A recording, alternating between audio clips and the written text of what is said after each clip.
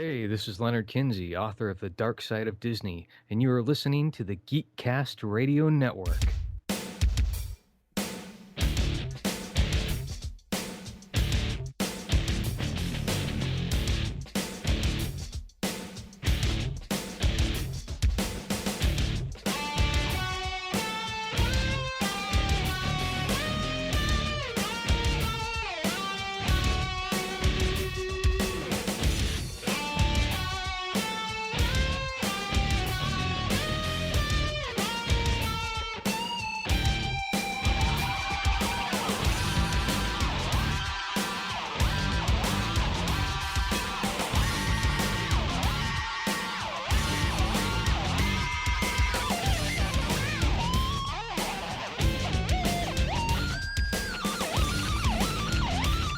Hello and welcome to yet another interview here on Geekcaster Radio. I am one of your hosts, Steve, Joe, and Mike, and joining me is Spade of the Vault Matrix. Hello. Hello, sir.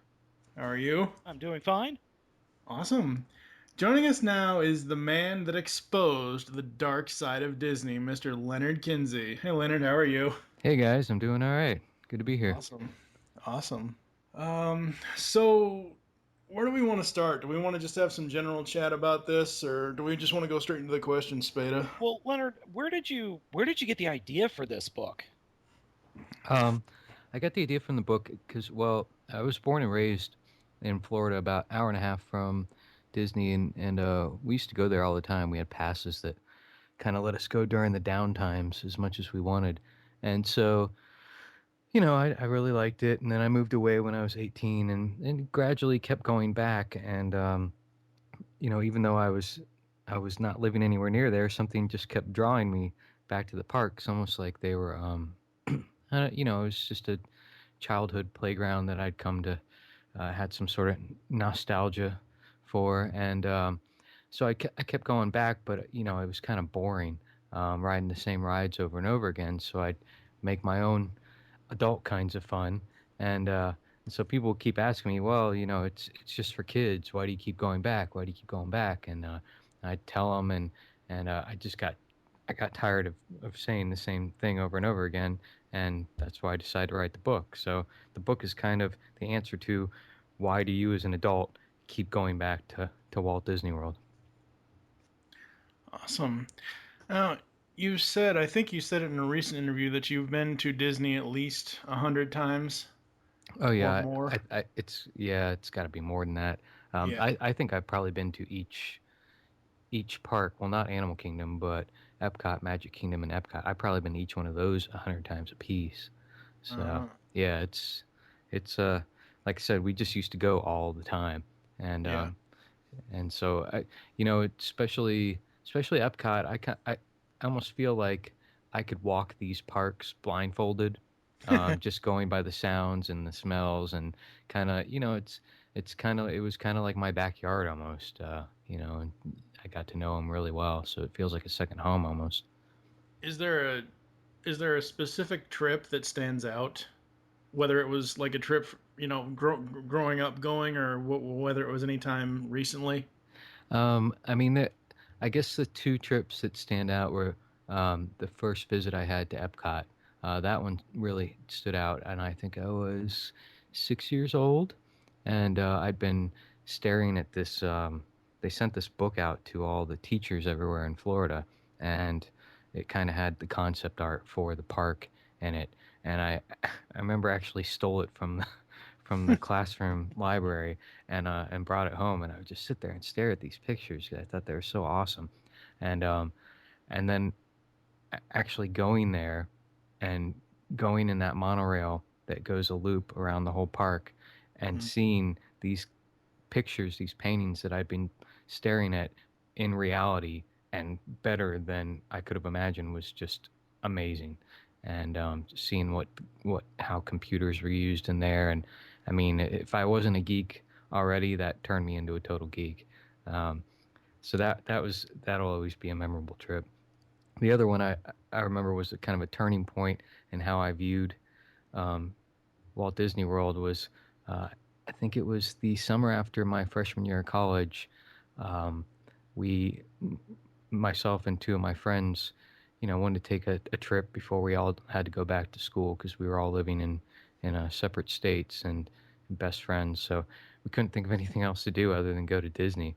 So we went to Disney and got a cheap hotel room, and that I think was the first time that I'd ever done adult activities in Walt Disney World, sneaking down the utilidors, drinking a ton, smoking, and just having a good fun time that was definitely not kid friendly. So, So when did the, I don't want to say the allure, but when did the magic start to wane for you? um, it was definitely in high school. Just when you hit puberty and you definitely don't want to have anything to do with the characters, the big Mickey and you know Pooh Bear and stuff. You want to stay as far away from them as possible. Don't touch me. And yeah, because you're scoping girls, and you don't want to be seen hugging these huge, these huge animals, basically.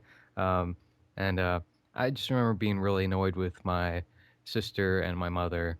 And when you're that age, you don't want anything to do with your family, and kind of striking off on my own, and exploring the parks on my own. And yeah, it seemed like things kind of changed when I hit that age, and I still enjoyed it. Like I said, Epcot was always. I don't think Epcot ever lost its allure just because it is a total park for geeks. Um, but as far as Magic Kingdom goes, yeah, definitely it was around high school. Now, back then, there was Epcot, Magic Kingdom. Did they have Universal at that time? Did they have any of the other bigger parks? Well, the back then it was called MGM Studios. That opened up Yep, when that's I was still still in there. high school, and then I guess it was about a year later, Universal Studios opened up. Because what had happened is Disney found out that Universal was building Universal, and they decided to beat him. Eisner wanted to beat him to the punch, so they kind of did a rush job and built MGM Studios, and then Universal opened. I remember being there for, I think it was one of the first days that Universal Studios opened too, and it was a catastrophe. I mean, it was a total disaster. I think maybe one ride worked, Oh, and I remember jeez. they gave everyone tickets to come back, like free tickets to come back some other time, and yeah, it was a mess. Whereas MGM opened and everything was fine, but there really wasn't anything there. It was like It, there was like two rides yep, maybe. and it's Yeah, still kind of like that. it is. Yeah, no, I agree. It's really weird because that's where I went for my honeymoon in 2007, and Oh, cool. there wasn't much to do at MGM. No, I still think it's like a half day park. Like you can get it done in a half a Oh day. yeah, we did a half day there, and then we went back to Epcot, and then we came back to MGM to do the night The laser show. Yeah, Phantasmic, yeah, yeah. yeah. That's probably the way to do it. Because I don't know. It used to be so that the tram tour that they had was a lot more extensive, and they had a working backlot where they were actually filming stuff. So it was kind of interesting for that. But they had an animation studio with working animators. All that's gone now. They did add some more rides, but I don't know. I still it's definitely you know one of there's some good things about it, but it's not up to the same level as Epcot or Magic Kingdom. Well, Yeah. what have been some of the biggest changes you've seen? Obviously, MGM and now the Animal Park, which is I want my favorite of the parks now. Yeah, But I mean, what are some of well, the biggest changes? I mean, in my mind, the biggest change was Epcot going from, Epcot completely changing its theme. It was, educational theme park at its roots, and it had the whole point was to give you optimism about the future. Technology was going to create this amazing future. And it kind of went from that to being really dumbed down and catering to the people who want thrill rides and putting all these characters in there so the kids could see Mickey The Mouse and masses. yeah, yeah, exactly. And that's the sad thing is that the masses, I think, were being enriched by the original theme of Epcot, and now no one walks away from that really gaining anything except for some flashes of thrill rides, but it's not a long lasting thing that they walk away with, which is disappointing. And I remember back when I went when I was a kid, Mike, you probably remember as well, when you Mhm. went into the dome, there was the I don't it was a ride, but it was a slower ride, and they had the Yes. animatronic dinosaurs, Mhm. and it was very much about the future of technology, and now it's hosted by Ellen. Oh yeah, that's the universe of energy actually. Yeah. Yes. Yeah, that used to be and now it's Ellen's Energy Adventure. And God. it does have Bill Nye the Science Guy in it though, so I guess Well, I that guess that's maybe 1 point for maybe is it. something. Um, but yeah, you're right. It used to be a very dramatic, sweeping, kind of awe-inspiring show, and then they, again, kind of dumbed it down and made it funny. So it's disappointing. I'm trying to remember if it was Magic Kingdom that had this or if it was Epcot. I could have sworn it was Epcot. As a kid, I've been to Disney World. I've never been to any of the others other than the one in Florida. Hmm. I have no desire to go to any of the others other than the one in Florida. But I've been 5 times in my lifetime, and I went in 1986, and I was 6 years old. And we, did the Small World ride, and there was a ride with Figment on it, and I could have sworn that was in Yep, Epcot, but it was. Yeah. yeah, it was. Yeah, see, I know Yep. my memory's not Journey into Imagination. That's in the Imagination Pavilion. right. Kind of a big pyramid-shaped glass Yep. pavilion, and yeah, I think it was in 1998 that they actually refurbished that ride, which sounds pleasant enough, but it wasn't. What they actually did was gutted it, and uh, and took Figment out entirely.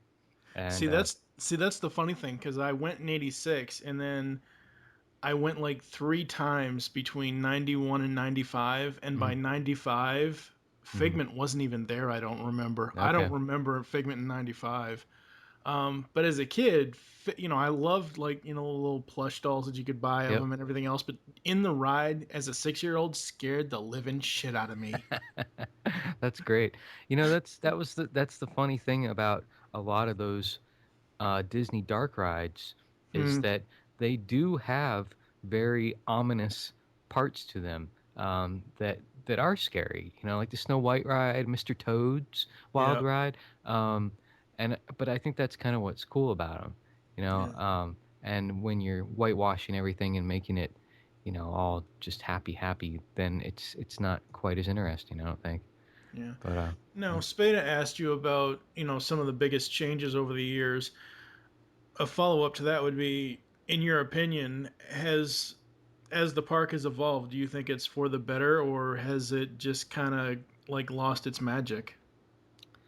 Yeah, I definitely think Epcot has lost a large majority of its magic.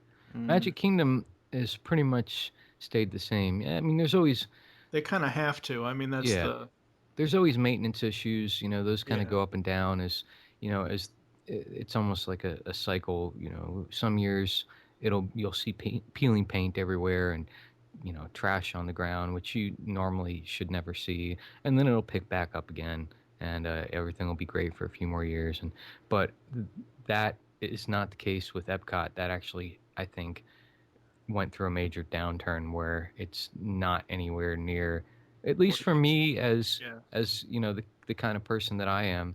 I mean, I always thought that it was almost like the physical embodiment of like Starfleet Academy or like something you would see in Next Generation. Like it just looked like that to me, and I thought that Yeah. was really cool. Um, and all the rides, same thing. Like when you went in them, they all had that kind of future outlook to them that was very similar to Star Trek. A lot of optimism, a lot of hope, a lot of technology's pretty cool, and that's not there anymore. Which some people may like. They may think that's an improvement. I personally don't. No. Yeah. And I think, at least for me, seeing all the advertising and everything else, because I sadly watch a lot of Disney Channel, um, all the advertising they show on there, and obviously it is their channel, but they show Epcot for maybe 5 seconds in a 30-second ad. The rest of it is all Magic Kingdom, or it's, hey, come see the, Princess and the Frog Right. show, or come see the new light show we've got going on. And with Magic Kingdom, I liked it. They constantly obviously they have to keep the core characters, Mickey, Minnie, Yep. Goofy, Donald, all that stuff. But I like how they incorporate like stuff like Lion King and a lot of the Phineas and Ferb stuff is incorporated now sometimes, and I do like that. Mm-hmm. But I just think that Epcot it's essentially been like it's almost a redheaded stepchild at this point. I mean, It, it almost was from day one. I would say. I mean, the immediate thing that people said Epcot stood for was every person comes out tired. That was like the running joke. You know, I mean, it is. It's a big park, and it's a huge park. Actually, I think if you walk the entire park, you end up walking something like 8 miles or something. hmm Oh, And and that combined with kind of the somber seriousness of some of the rides, um, there was no Space Mountain, there was no Thunder Mountain, um, and I think so from the very beginning, the press didn't really know how to approach this park, and to be honest, neither did the company. Epcot was originally supposed to be an actual city where people lived in. And when Walt Disney died, uh, they just didn't know how to make that happen. He knew how to make it happen, but they right. didn't have anyone with that sort of vision and leadership and the ability to rally sponsors. They didn't have that. So they turned it into a theme park, which he would have hated. So it was kind of, from the very beginning, it had its thematic issues, I guess, but now they just don't have a clue what they what they're doing with it. So it sounds like a marketing problem because as soon as you walk in, you've got this old retro futuristic stuff here, and then hmm here's the test track, and right, here are some thrill rides, yep, and then here's the rest of the world. right, yep, Yeah. It's like, wait, what? yeah, and that the World Showcase part was intended, and I think serves its purpose as kind of a permanent World's Fair, um, Yeah. and that's great, and that part of the park has not diminished. It hasn't improved.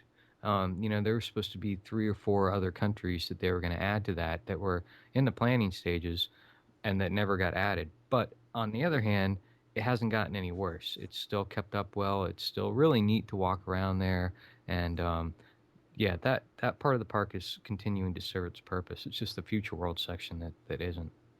Yeah. And it's funny because you have Epcot, you've got Magic Kingdom, which is obviously their front runner. It's what they're putting their money, what they're putting their money into. Yep.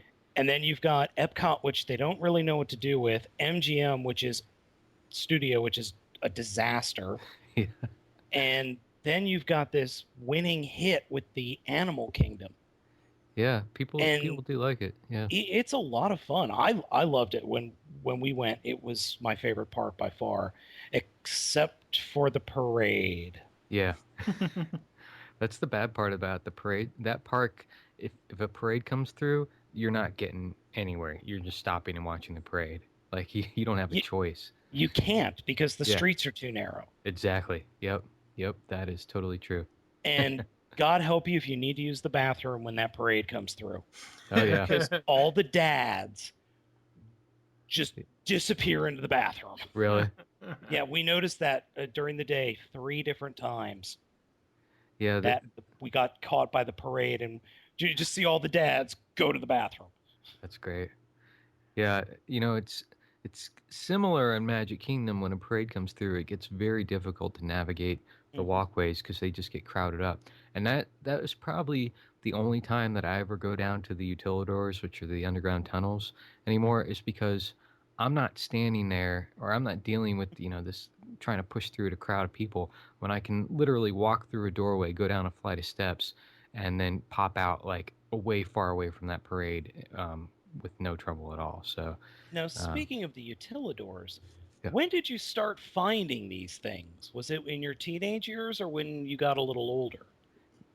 It was in college. It was that summer after my freshman year, and it was like just about that time when kind of BBSs were, springing up, and you could connect to them and kind of download the map like art that was ASCII art, character based art, and someone had posted a map of the utilidors uh, character art map, and we were like, whoa, we didn't even know that was down there. Being going to this park so many times and not knowing that underneath it was an entirely separate thing that mirrored the whole upstairs was just a mind totally blew my mind. It's like we gotta see that. Um, and turns out, that once we found the first door to get down there, we would just we got down there and then we'd just go back up every stairway that we saw to find all the other doors. And they're all unmarked and they're all kind of hidden. But none of them, or most of them, don't say keep out or cast members only or anything. They're just unmarked doors. So yeah, that really, really, really got to be a cool way to enjoy the park because it was almost like scavenger hunt, and it was super neat. And I, like I said, I still go down there occasionally, when the need arises. I love in your book the ASCII art of the utilidors. I swear I've seen this outline in some RPG from the 80s or something. It's very possible. Like I said, we got it from a BBS, and it's not super accurate. Obviously being ASCII art, it's not going to be super accurate. But it was enough to get our imaginations kind of running wild. Like, you see this stupid little map, and you're just like, wow, this is a whole other world. It's like Columbus getting like a map of the Americas or something. If be like, wow, this is out there, something like that. So yeah, it was just as stupid and ridiculous as that map looks. It really opened up a whole new world for my friends and I. And another thing that I find really interesting is there are no signs, Yeah, no keep out or anything like that. Because if you go to any other park, you're going to see, oh, Employees only, yeah, cast employees members only, only. Yeah. cast only. Yeah, but you don't see that, and you just think that it's part of the building or it's yeah, just there, and you don't pay any attention to it. that's exactly right. And it is. It just looks like almost like kind of like they're painted on, or that they're just part of the architecture. And like I said, I'd gone who knows how many times, and just never paid any attention to them at all. And it wasn't until I realized that they were there that I started looking, you know, and really paying attention. And then they're pretty obvious. But even then, like you said, there's no signs on them that say keep out or anything. Mm. So Now, I know you said in the book that there was a time or two that you got caught and you just say, "Oh, we're looking for the restroom," or we got lost in the way to the restroom, stuff like that. Has anyone ever said you cannot be down here and like forcibly removed you like security or anything like that, or do you know of anyone that has happened to? Because it just seems to me that these utilidors in this whole underground part of the park, obviously it's for maintenance and everything else. right. It would just seem that they would have like not really security, but they would have tighter measures. They would have video surveillance, something.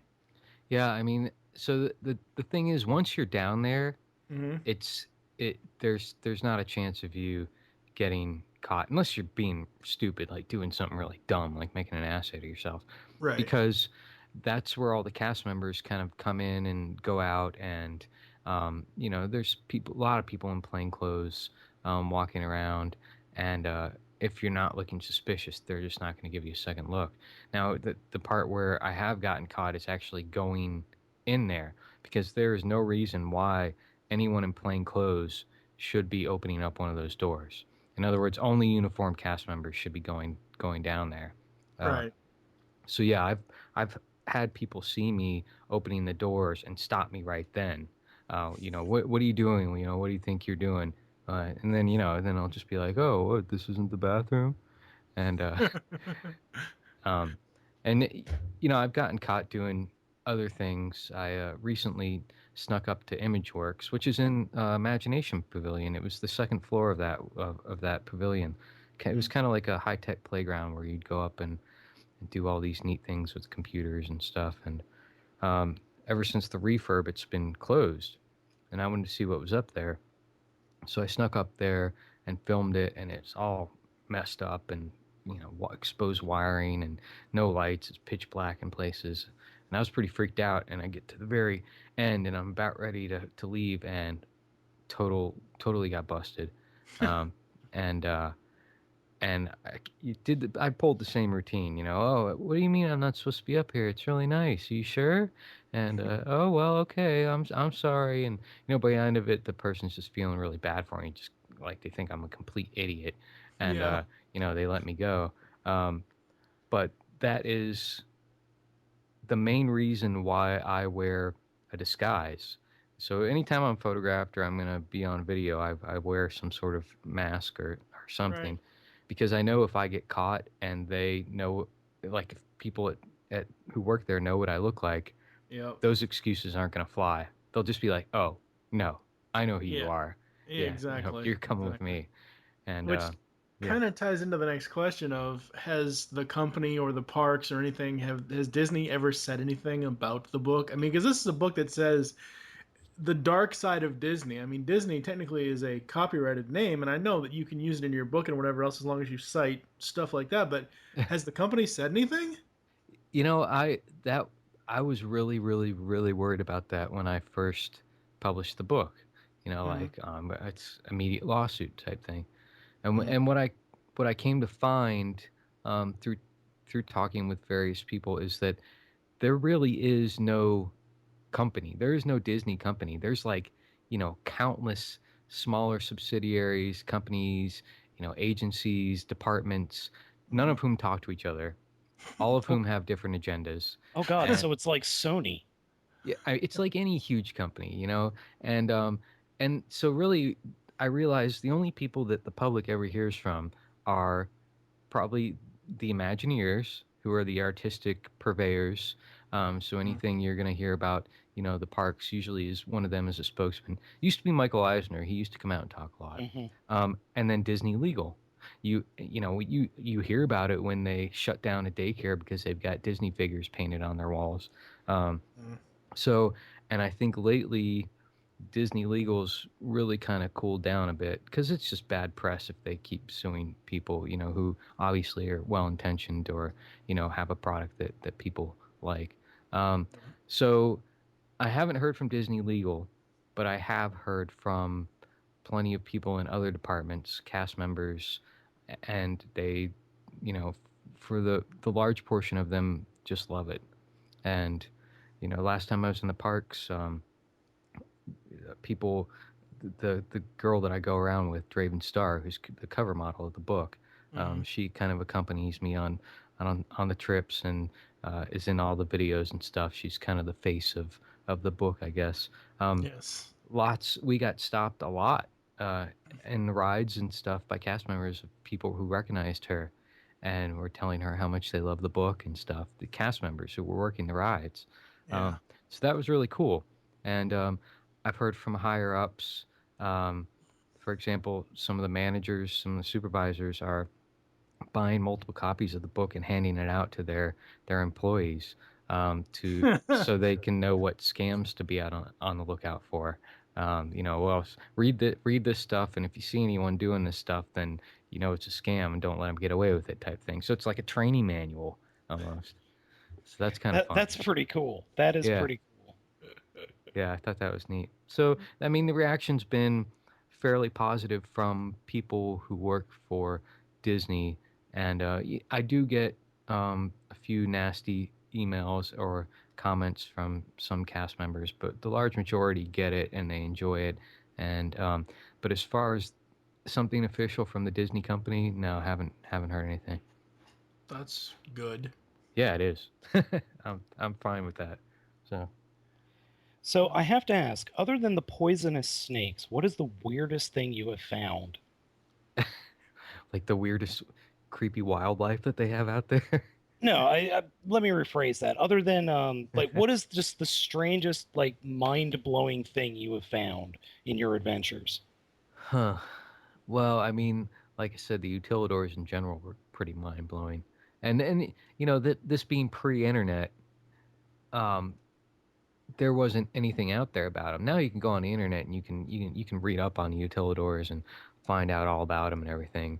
But they didn't have that, so just realizing that the the Magic Kingdom is really the second story. It's the second level. The Utilidors are level number one. Magic Kingdom was built on top of those. That was pretty mind blowing, and I was just really impressed with what a feat of engineering that was. Because it's amazing. And I mean, they basically dredged a swamp, poured a bunch of concrete over it, made these tunnels, and then built a theme park on top of that. It's just incredible. So, I mean, I think that's pretty amazing. And that was done in what, the 50s or the 60s? That was, I think they started it in 67 and it finished in 72 is when it opened. So they started planning it, I think, around 67. But yeah, I mean, it's impressive. Um, but as far as like one of the weirdest things that I've seen or that I've heard of around there, um, that I just think is pretty wild is that brain eating amoeba. You guys heard Oh of that? yes, is it Nigerian Yeah, it's brain eating? Nigeri fowlery or something like that. Yeah, that's the one of the things they say is don't go swimming in like any of the ponds or anything. Right. And it's made news recently because people have been getting getting this thing from their neti pots.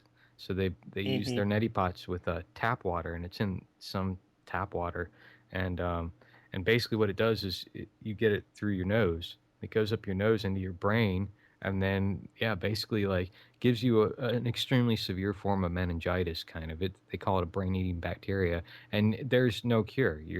You die within a few days. That's just it. So, Wow. and naturally, it lives in warm water in the silt, and so if you're swimming around a lake and you get some silty water up your nose, well, maybe you'll die. Now, for if you're out in the middle of the lake water skiing or something, chances are that you're not going to find it there. But you used to be able to swim on all the beaches and all the resorts, the Polynesian, the Grand Floridian, the Contemporary. Used to be able to go out and swim there. They even had a wave machine at the Polynesian that kind of made waves on that big beach there. Unfortunately, Yep. it was eroding the beaches, so they had to shut it off. Whoops. Yeah. So, but no more. You're not allowed to swim on those beaches anymore. And even river country was over by Fort Wilderness and used the natural lake water as its water source, and that shut down. People say it's because of the bacteria. I don't know if I believe that. I think that got shut down because they opened up two other water parks, and there was no reason to keep that one open. But anyway, Hmm. so yeah, that's pretty wild. That brain-eating bacteria or brain-eating amoeba. Yeah. Because the whole point of the book is you're showing people, how to have a more adult adventure vacation thing, and you talk about in the book about sex, drugs, and rock and roll. Yep. You know, when I got to the whole sex section, I swear to God, I burst out laughing. Don't scare people by attempting to hump Goofy's leg. It's true. I nearly died laughing at that line. Don't do it. I'm It's just, not nice. I'm just getting this picture of Goofy just like belting somebody. Oh god, I've been watching in preparation for talking to you. I've been watching some of the videos on the website, Oh, cool. and I watched the tattoos video, Oh, neat. and I'm assuming you don't still have it, but do you still have your book cover tattoo on the back of your neck? No, no. Funny thing about that is apparently those temporary tattoos don't react too well to chlorine. Like the next day I went Oh. swimming and I think the chlorine like dissolved it off, which is Oh, is fine. I got like hundreds of them, but so meanwhile, the girls go get a real tattoo on the back of their necks, a real Disney tattoo, and I put a temporary tattoo and mine comes off in a day and they've got theirs for life. But no, that was cool. So that was Pentakis and Draven. Draven's the cover model. They yeah. both got dark sided Disney tattoos on the backs of their neck, which was really neat. So yeah. But how has the book done? I mean, not asking actual like how much money have you made off of it, but I mean like it's gotten. I know it's gotten a lot of popularity, but I mean how is it doing? I mean, it's massively exceeded my expectations. You know, it's really flattering.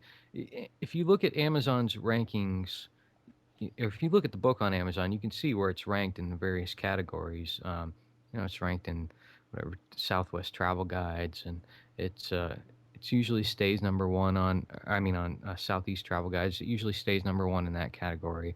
Yeah. It's also in the humor category, and that's where it's really neat to. If I look at my ranking on there, you know, I'm in there with all these people that I just massively admire. You know, someone like Kevin Smith, someone like Tina Fey, you know, all these great comedy writers, Hmm. and I'm sometimes surpassing them in sales, which is just astounding. And and and so you know that's pretty cool. And the only thing that kind of is crappy is that because I'm not published by one of the big major publishers, Mm. I'm not qualified to be listed in the New York Times bestseller list. Oh, that sucks. But other people who I'm outselling are, and they are on the New York Times bestseller list. And you know, overall sales rank on Amazon, um, those figures don't lie. You know, it's like not even looking at the different categories that I'm outranking them in, just overall, Yeah. and I'm outselling them. So you know, technically, New York Times bestseller. You know, in actuality, not so much. But Yeah. Well, see, here's the thing. Like, you put out a very unique, behind the scenes look at the Walt Disney World parks versus, and this is no disrespect to him. I love the guy, and I love everything the guy has done pretty much. But Kevin Smith will write a book about this adventure he had somewhere, and that's just one adventure. He's not you put a lot of hard work. I mean, all of the tips and tricks that you put into this book about the hotels and hmm and the drink vouchers and everything else. I mean, it's very informative and it's also funny. And you know, Kevin Smith, no disrespect to the man, he can write an autobiography. I mean, right, that's really what he can write about. yeah. It's not like, and I think this is probably the only book about the parks I've ever seen. I mean, other than like, travel guides and stuff like that. But I mean, I don't think anyone has ever done this. Well, they haven't, and that's one of the reasons why I wanted to write it because I was searching for information about the kind of trip that I wanted to take to Disney Right. World, and Yeah. it just wasn't out there. And you know, you kind of gleam it from there's like Walt Disney World for lovers. You know, well, you think, wow, it's gonna have like the best places to have sex. They don't say the word sex once in the entire book. How can you make a book called Walt Disney World for Lovers and not talk about sex? It doesn't make sense. And then there was another book called Mouse Junkies. I'm thinking like, wow, they're going to talk about like best places to do drugs. Nope, didn't mention drugs once. Um, It's like and hoarders for Disney people. it was dumbfounding to me that people assumed, not assumed, but kind of the overarching idea of Disney was the second you step onto property, any vice you have immediately disappears. Well, do I drink? Well, I'm not going to be drinking now. Do I smoke pot? Well, apparently not anymore. Do I have sex? Nope, no more sex. You know, anything that was even slightly non-puritanical was out the window when you hit property, and I knew that was crap. You know, it's just that people are people. You know, they're not going to Yeah. stop drinking or doing drugs or having sex or cursing or whatever, just because they are on Walt Disney World property. And there was nothing out there that kind of acknowledged that very simple reality. And so that's probably one of the reasons why it's been popular, because it takes real life and you know applies it to a very non-real life setting, which is cool. And I And, mean, let's face it, we don't. Sorry, Spada, go ahead. well, I was also going to say, and I think another reason the book is popular is because a lot of this is all repeatable. People can Mm. do this, Sure. Yeah. while Kevin Smith will string this fantastic yarn that will never occur ever again. Yeah. hmm Yeah. Oh So yeah, this I mean is it is a travel guide in all sense of the word. I mean these are tips you can or you can use them, and I do give caveats to some of the ones that are possibly illegal or that can get you kicked out. But you can certainly, you know, use these tips if you want to. Yeah, Yeah. they apply to everybody. You know, I'm not the only one who can go down the utilidors. Right. Um, so yeah, that's Just why make it's sure cool. you don't get caught going down there. That Yeah. that's the key. Yeah. Yeah. I think the the major, I wouldn't say it's a blockade of sorts, but the major thing about Disney and Walt Disney World and the parks and the overall company itself, it's a family company. Mm-hmm. They're not marketing towards people like us who, are adult and want to have an adult vacation in this, family friendly park. And that's how they, Yeah. advertise themselves. Hey, family of four, you can have this weekend at Disney, or you can do this, you can do that. So, And I don't think it's that they don't advertise to people like us. I think it's that they can't, just based yeah, on the brand. And right. that's why Eisner, for example, did something very smart when he opened up Touchstone Pictures, where they could Mm-hmm. release movies that Disney couldn't release. For Right. example, Splash. Daryl Hannah coming out of the water, nude. That couldn't be a Disney film. Along the Right. same lines, possibly that's why I haven't heard anything from Disney legal, because I'm kind of doing what they can't do, appealing to an audience that they can't appeal to, that they are Right. just not able to Yeah. market to. And Yeah, because you're not going to get an autograph signing. You're not going to get an event at Walt Disney World saying, "Hey, here's Leonard Kinsey, right, the author of Dark Side of Disney," in the middle of Magic Kingdom. That's not not going to happen. not going to happen. Nope. But again, I'm getting people to go to the parks who maybe otherwise wouldn't have ever thought they could have a good time there. And Um, that is very, very awesome. Yeah, and it's true. And at the very least, I'm hopefully helping out bored husbands to find some fun things to do while their kids are off running around and whatnot. So, but yeah, I do think it appeals to an audience that the Disney company cannot normally appeal to, and I love Disney. I have nothing against them. Right. It's part of my childhood. I go there 3 or 4 times a year. I love it. I think Walt Disney is he's one of he's one of the great historical figures. Total genius. I look up to him and have huge respect for him.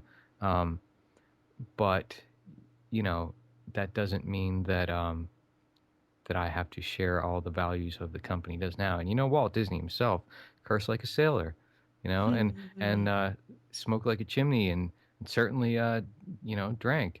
Um, Right. but you know, But again, it all goes to public perception and public image at it that does. point. Yep. Because you would, I mean, even in today's age, I'm sorry, you would not see a story of Walt Disney, gets his children taken away because he's drunk and ranting on the internet. I mean, you wouldn't see that with him because of this very public image that the company has to keep up. Sure. Sure. I'm sure there might be a story here and there, stuff like that, but obviously you're not going to see stuff like that. So the website is darksideofdisney.com. Yep. What can people expect to see over there? Is there going to be a sequel to the book, like an updating at some point, or Um, actually the website is kind of, so there's a blog on the website. That's kind Mhm. of like my continuing adventures. Right, So I probably won't make a sequel to the Dark Side Disney. I'll just keep updating the blog with all the new and fun new and information? interesting Yeah. things that I do, new adventures that I go on, new I, places I sneak into. Yeah. Uh, I saw one of them, one of the videos. I think it was like last day of the trip. I forget which. It was like it was like two videos before the tattoos. mhm. And it was, hey, this looks like water, but it's really not. And I was like, no, there's no way he's going to get away with that. And it's like, what do you got there, sir? Oh, it's just water. Oh, okay. Yeah. No, that's totally, yeah, that was fun. Oh, that was so funny. And it was just a water bottle filled with gin all the way up to the top. And it's interesting that that's one of the big things is there the crowds going into that park are so massive for most of the day that they just don't have time to do real Check security everybody. checks. I mean, Yeah. it's a show essentially, Yeah. They've got people out there purely for show pretty much, Yeah. and they're not really stopping anything by looking in your bag. They're stopping something by, you know, giving you the thought that they might find, something bad that you're bringing in. So that just keeps people from, bringing in guns or whatever. But they're not going to open up every water bottle and sniff it. They just the lines would be, out down to St. Pete if they did that. It just Yeah. Jeez. Yeah. they just can't do that. So yeah, that was pretty funny. And I also had a bunch of little airline bottles Yeah, I of saw booze that. stuffed into my socks. Um, You stuffed it into your socks. yeah, If you're at the airport, you're so getting busted. yeah, that one worked through X-ray. Hey, maybe they will put X-ray machines or whatever metal Let's hope detect. not. Yeah, that would be lame. But but yeah, so people can go to the blog and kind of see the new things I'm getting into and watch my videos. And then I'm also publishing a new book which will be coming out next month. Oh, Um, sweet. and it's a fiction book. It's a novel about a guy who has a breakdown and decides that he's going to go live in the only place where he was ever really happy, which was Walt Disney World. So he goes and lives at Walt Disney World, and it's about all the weird people he meets and kind of the seamy underbelly of the culture that he decides is there. So um, That reminds me of the Tom Hanks movie, The Terminal. it's kind of like that. Guy It's is stuck in the terminal and he can't leave and he ends up living there. Yeah, it's kind of like that, and again, all the weird characters that the guy meets. I've been describing it as kind of like Bret Easton Ellis goes to Disney World, like American Psycho and Disney World, Gee. and Oh my it's god. still got the violence and the drug use and the sex and stuff. But What's the name of the new book? the name of the new book is Our Kingdom of Dust, and you can actually go to bambooforestpublishing.com. That's my publishing company, and that'll give you information on all the new books that I'll be coming out with. And I got a few more in the pipeline that weren't written by me, but are uh, books about Disney that Disney would not put out themselves. So that's kind of gonna be my thing going forward. Um, so I think it'll go well. Awesome. Yeah. You got anything else you want to talk about, Spada? I'm good to go, sir. All right. You can also follow Leonard on Twitter. It's Dark Side. It's Dark Side Disney. Yep. I thought it was Dark Side of at first, but it's Dark Side Disney. Yep. And as we said, go to darksideofdisney.com. You can find all his stuff there. Go to his publisher's website as well. Find all the other books there. And it's been great having you on. So thank you very much. Thanks a lot, guys. It's been fun.